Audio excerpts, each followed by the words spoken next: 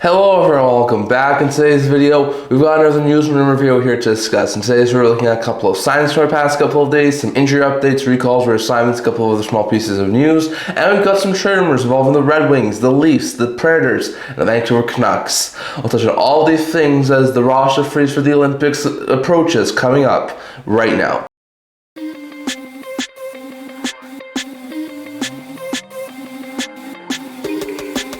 Hello everyone, welcome back to another video here at the End-to-End Hockey channel. Now before we get started, don't forget to like this video and subscribe below. Thank you for all of your support. I would never be able to do this for all of you guys, so if you haven't already, don't forget to hit the subscribe button down below. Don't forget to leave a comment. We're on the road to 1,000 subscribers, and don't forget to stay tuned for videos coming out in the very near future. So in today's video, we're going to start off as we usually by talking about a couple of signings from our past couple of days. There have been two signings from our past few days that we'll touch on here today. So first, depth forward Sheldon Dries in the Trade Rumours organization, who's in the second year of a 2-year league minimum deal, has done enough for the Red Wings to earn himself an extension. The 31-year-old center/winger has got a 2-year contract extension with AAV of $875,000. So it's not an overly bad deal here for the Wings. I think this could be a pretty good addition. Dries does have some NHL experience over the past couple of years with teams like Vancouver and Colorado and Detroit, but he's been mostly an AHL level guy. This year he's been only playing at the AHL level, putting up 15 goals and 29 points in 34 games. He's a call-up option. He can be a serviceable fourth liner for a couple of games. So the Red just add some more insurance on the forward group for the next couple of years. So very interesting note there. This isn't a bad contract. It's variable. But Red Wings are keeping around some forward help on the depth side of things as they extend Sheldon Dries. And then the Edmonton Oilers also extended someone, and that is defenseman Iorio and Leppanen. Leppanen, who's 27 years old. He will sign a 1-year deal this past offseason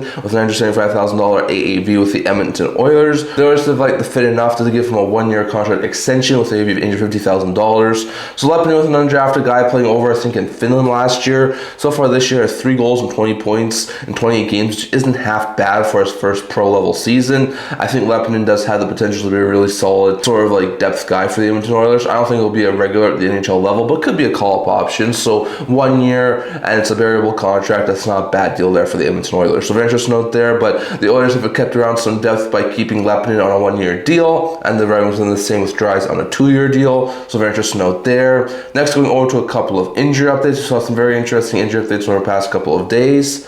So first, Troy Terry, who missed almost a month with upper body injury, was active of injury reserve, returned to game action on Sunday. Leo Carlson, who will be out until after the Olympics with a procedure that he went through, has been placed in injury reserve. So we already knew that Carlson was going to be out for quite a bit of time. The IR placement was just to give them some cap flexibility so they can activate Troy Terry. And Terry coming back is a huge boost to the Ducks' top 6, who have been missing a couple of key top 6 forwards for the past couple of weeks. So interesting note there. Elias Lindholm, who's missed the last few games, including the Stadium Series game with upper body injury, was placed in injury reserve. So probably won't be back until after the Olympics. That's a bad blow there for the Boston Bruins. Charlie Alexis Legao, who had been out since November with a torn existor tendon, was activated off of injury reserve and returned to the AHL. So he was one of the guys who they called up when they were running through some injuries on the blue line. He did quite well, but once again, they are a little bit healthier on the blue line now, and he's been out for a couple of months. So they're going to send him out to AHL and we'll see how he does. So very interesting note there for Legao. Martin H. just missed Saturday's game with the lower body injury is out day to day. Hopefully it's nothing too serious and he can bounce back, but still it's not great news there for the Avalanche to be losing one of their key top 6 forwards. Sean Monahan left Saturday's game with an illness and did not return. Hopefully that's nothing too serious, as Monahan's a pretty good piece of the Blue Jackets team, so hopefully he's able to go for their next game. Andrei Kopitar, who missed 11 games with a lower body injury, was actually off of injury reserve and returned to game action on Saturday, while Alex Turcotte, who's already missed a week due to an upper body injury, was placed in injury reserve. So Turcotte being placed in injury reserve is just for some roster flexibility so they could activate Kopitar, and the return of Kopitar is a big boost for the Los Angeles Kings as he gets them their captain back. So very interesting note there. Zach Bogosian, who missed 13 games with undisclosed injury, was active off of injury reserve and returned to game action on Monday. So good for the Minnesota Wild to get a really solid veteran third pair of defensemen back into the lineup. Alex Texier missed Saturday's game with a lower body injury and is out day to day. Same thing with Blankenberg, although he missed it due to an illness and is out day to day. So hopefully Blankenberg in Nashville and Texier in Montreal can get back into game action in the very near future. Cody Glass missed a game with an undisclosed injury, returned to game action on Saturday. So good to see that Cody Glass did not miss too much time.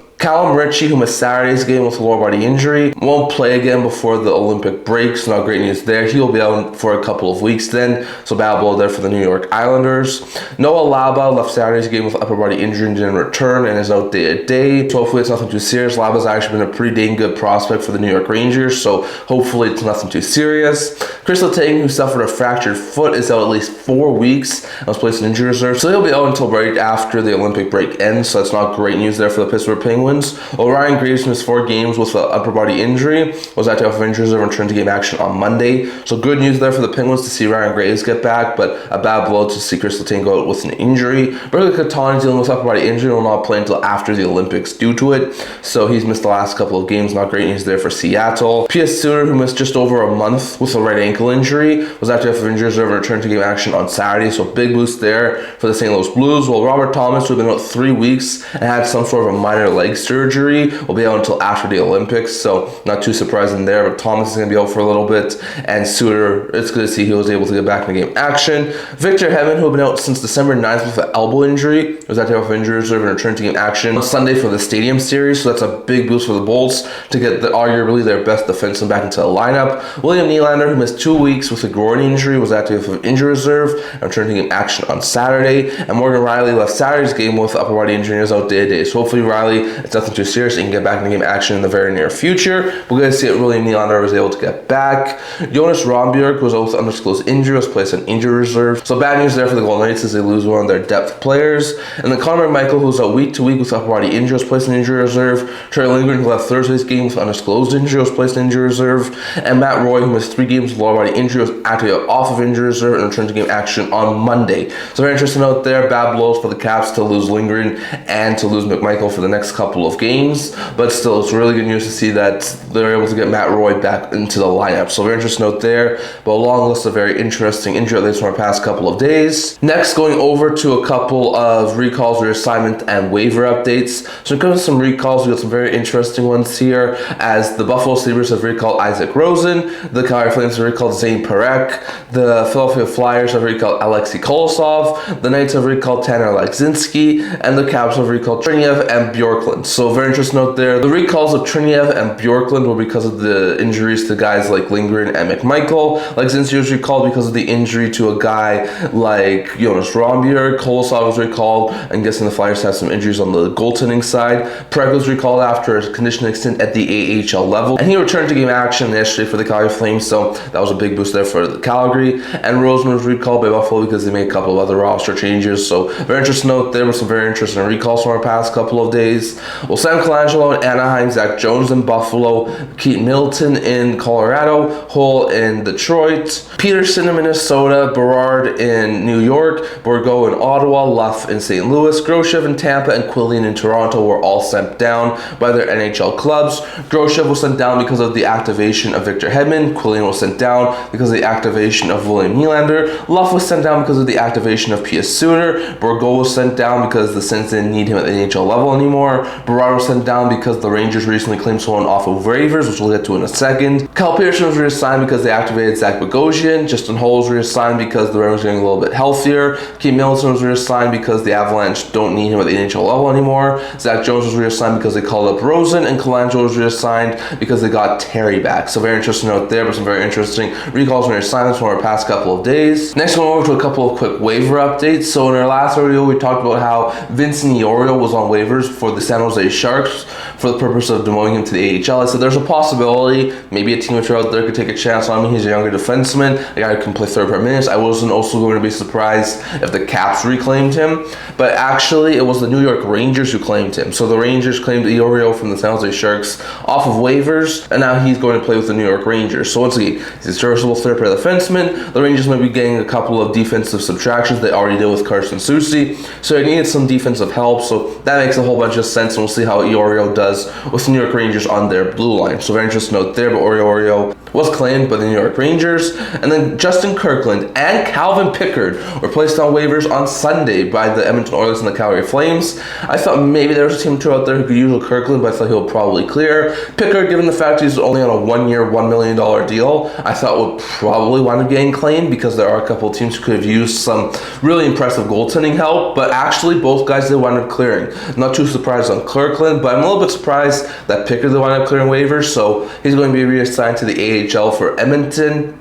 And they'll be able to keep Jari and Ingram at the NHL level for the time being. So very interesting note there. But Pickard, Kirkland both cleared waivers. So very interesting to note there. But those are all the waiver updates from the past couple of days as Iorio was claimed and Kirkland and Pickard were cleared. So very interesting note there. A couple of other quick updates here when it comes to some very interesting pieces of news. Barry Trotz has officially announced he's going to step down as the Nashville Predators GM. So very interesting note there. Some people thought, is this due to health concerns? Some people thought, is he going to go into coaching again? No, he's just plain old retiring. So it sounds like Barry Trotz will wind up staying with the Nashville Predators throughout the trade deadline, help them make some trade deadline moves, and then he'll try and help them find a replacement for him, and that'll probably happen at some point in the offseason. So very interesting note there, but this will be the last season with Trotz as GM for the Nashville Predators, and he will wind up retiring after this year. So very interesting note there, and we'll see what sort of moves the Preds do wind up doing with Trotz now just being a short-term fill-in GM until the Nashville Predators find a long-term solution. So very interesting note there.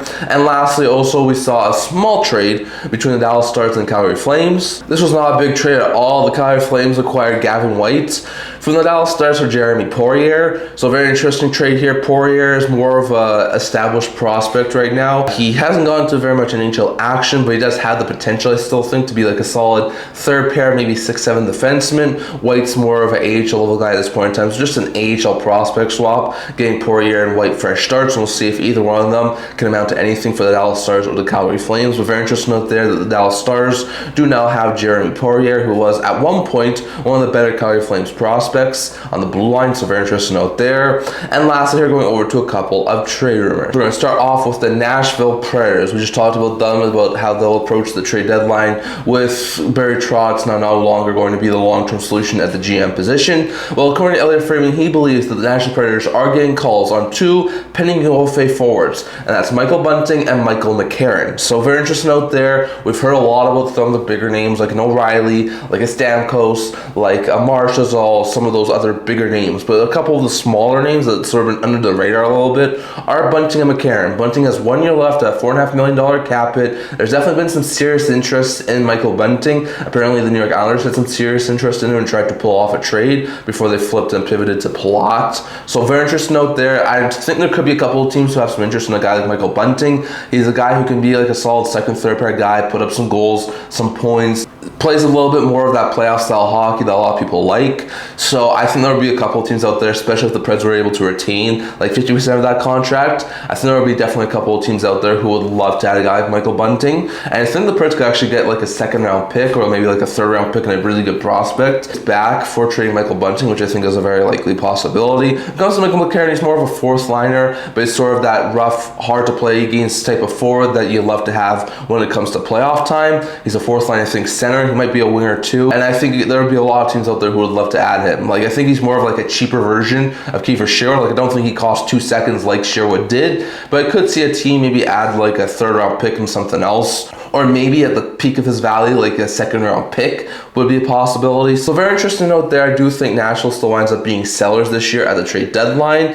and some of their pending UFAs could wind up getting moved. We talked about some of those bigger names, but a couple of guys who are pending UFAs who I definitely think we could wind up seeing moved, just like Elliot Friedman said, is Michael Bunting and Michael McCarron. So we'll have to keep our eye on those two guys entering the trade deadline. Next, going over to the Detroit Red Wings. Darren Dreger was recently talking about the Red Wings on TSN, and he says the Red Wings are currently in the market for a second line center and a top 4 right-handed defenseman. So those are the two sort of upgrades the Red Wings are currently looking for. Both positions they could really use. Like top 4, they could definitely use a defenseman. Their best defensemen are Moritz Seider and then Simon Edvinsson and then maybe Ben Sherratt. They don't really have another clear-cut top-end defenseman. Sandy Pellikka's been decent this year. Johansson's been decent this year, but they're still on the younger side of things. So I think adding one more top 4 defenseman to really round out that top 4 of the D-core would be a very smart move move there for the Red Wings. Now, who they could try and acquire, I'm not exactly sure. You got Justin Falk, but he's more of a left-handed defenseman. Connor Murphy might be another one from Chicago. That might be something of interest. What about a Logren or a Klingberg from San Jose? If they're still open to dealing one of those UFA defensemen, that could be a possibility. I've heard Braden Schneider be linked to them from the New York Rangers. I've heard his name be linked to San Jose Sharks too. That could be a potential option there for the Detroit Red Wings. There's probably a couple of other ones I'm forgetting at this point in time, so we'll have to wait and see. But it seems like the Red Wings are in desperate need of a top 4 right-shot defenseman, and I've also heard about them trying to add a second-line center, someone who can be a pure second-line center behind Dylan Larkin. Like, they've been using a couple of different guys, like a Casper, like a Danielson, like a Comfer, like a Kopp, but they don't really have a clear-cut second-line center. So I think they could go after some of the bigger centers out there right now on the trade market, like Nazem Kadri, Ryan O'Reilly, Braden Shen, Vincent Trocheck. So there's a couple of options out there too for Red Wings. So very interesting note there. I do think the Red Wings will add a couple of pieces. Not sure if they'll definitely get a top 4 right-handed defenseman and a second-line center, but it seems like those are the sort of pieces that the Red Wings are currently looking for right now. So very interesting note there. But keep your eyes on the Detroit Red Wings, as they could definitely be trying to trade for a second-line center and top 4 right-shot defenseman before the trade deadline, potentially even before tomorrow's roster freeze. So very interesting note there. Next, going over to David Pagnotta, he was talking about the Vancouver Canucks, and he says that they're currently having lots of discussions around Connor Garland right now, and he might be something they consider moving around the trade deadline. Now, Garland is a very interesting one. He signed an extension in the summer. I think it was like a 6x6 extension that does have trade protection on it. He currently does not have trade protection. So as of July 1st, he will have trade protection. It'll be a lot harder to trade because he will be able to dictate where he goes. But right now, the Canucks can trade him wherever they wanted to. So it seems like there's a possibility Garland gets dealt. I don't think it's a guarantee because he has been a really solid piece for the Vancouver Canucks. But you also got to look at it. If they go down to 2-3 or rebuild, retool, whatever you want to call it, is Garland really going to be a huge piece of that new look Vancouver Canucks team when they are starting to compete? So we'll have to wait and see on that. Like, I still am a little bit skeptical of a Garland trade, just given the fact of how good he's been for the Vancouver Canucks. But I guess we could see one of them. Like, he's the sort of playoff style guy that a lot of teams would love. I could see a team or two out there overpay for Connor Garland if they're able to get their hands on him. And his 6x6 contract extension isn't terrible with the cap going up. So I'll have to wait and see on that. No guarantees by any means that Garland does get dealt. But I mean, like, teams who are looking for like a top 9 winger, like let's say Tampa Bay. But for Detroit be wanting to try and acquire someone like that, could Buffalo try and make some sort of a deal like with that? Boston's been linked to Garland in the past. What about Carolina? What about a team like the Avalanche? What about the Stars? They do have a little bit of cap space to play with. What about the Golden Knights? What about the Edmonton Oilers? Like, there's a couple of teams out there who would love to add a top 9 forward like Garland who plays that sort of playoff style hockey. And I think there'd be a team or two out there who would maybe even pay like a first round pick. And if not a first round pick, then maybe like a second round pick, a really good prospect and a roster player or something like that. So I'll have to wait and see on that. But keep your eye on Connor Garland coming up to the trade deadline, as he could be a guy who ends up getting dealt. And lastly, going over to Toronto Maple Leafs. Elliot Friedman was recently talking about the Maple Leafs, and he says that the Leafs are leaning towards being sellers at this year's trade deadline. Yes, it might actually happen. We could see the Toronto Maple Leafs as sellers at the trade deadline. So that would be very interesting. They've been buyers a whole bunch of times over the past couple of years. I think with them being 7 points, I think it is, out of playoffs right now, it seems like they're very likely to sell. They've won back-to-back games, but those are against two of the worst teams in the NHL, and the Flames and the Canucks. So I wouldn't put too much stock in that. They're still not an overly great team. They've been banged up a whole bunch this year. It just doesn't seem like it's the Leafs here. So it seems like they could wind up selling a couple of pieces. The interesting names that I could see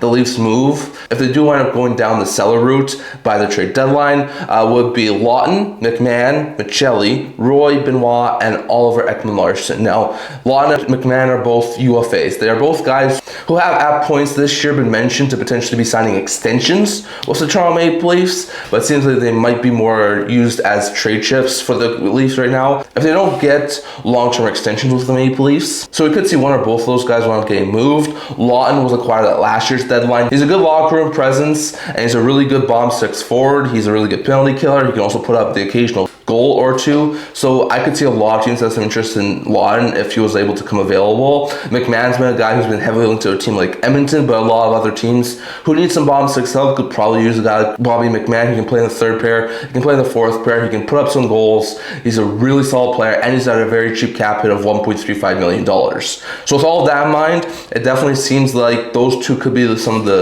likelier trade chips. You also got Necas and McMichael, who's a pending RFA, so he's not a UFA, but hasn't really fit in overly well with Toronto, so they could try and get him a fresh start with another team. You got Nick Waugh, who was acquired in the Marner deal last offseason. He's got this year and next year left, and he's a really solid playoff style forward too. So for teams who are looking for bottom six help on the forward group, Nick Waugh could be a very likely addition. You got Simone Benoit, who's actually been a pretty decent third pair defenseman over the past couple of years for the Maple Leafs. They could try and flip him for something. He's only got this year, next year left on his contract. And then Oliver Ekman-Larsson, he's been having a great season for the Maple Leafs when he's been healthy. But on top of that, the Leafs could try and maximize his value and try and trade him with him having this year and next year left on his deal. So very interesting out there. Those are the sort of guys I'd be watching for potentially getting moved by this year's trade deadline, potentially even by tomorrow's roster freeze. So we'll have to wait and see on that. But keep around the Maple Leafs, it seems like they are leaning more towards selling, and whether that's just selling off some pending UFAs like Laughton and McMann, maybe an RFA like McMichael, or guys with term like maybe Nick Waugh or Benoit or Oliver Ekman-Larsson. We'll have to wait and see. So very interesting out there, but keep around the Maple Leafs, as there's a very likely chance we could see them wind up selling a couple of pieces before this year's trade deadline. So definitely. I'll leave your guys' thoughts on all of this down in the comment section below.